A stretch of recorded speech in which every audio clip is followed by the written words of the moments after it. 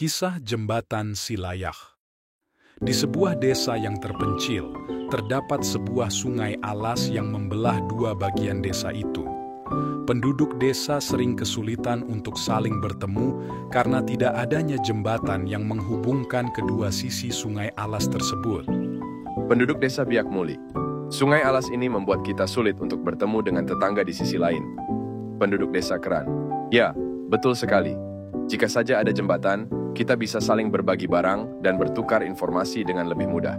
Namun, setiap kali mereka mencoba untuk membangun jembatan, mereka selalu terhalang oleh keterbatasan sumber daya dan pengetahuan teknis.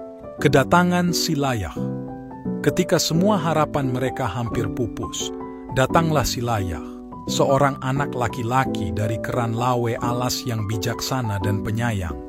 Silayah mendengar keluhan penduduk desa dan memutuskan untuk mengambil tindakan.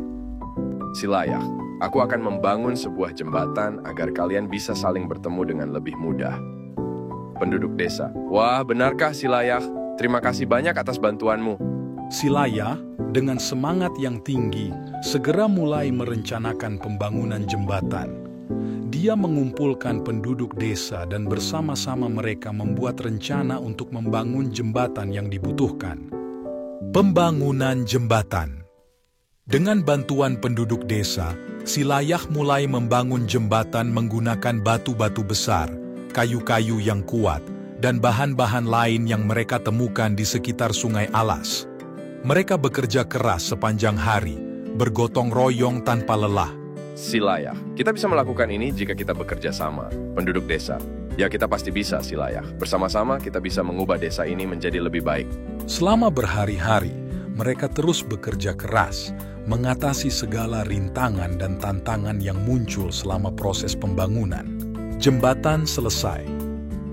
Akhirnya, setelah beberapa waktu, jembatan itu selesai dibangun.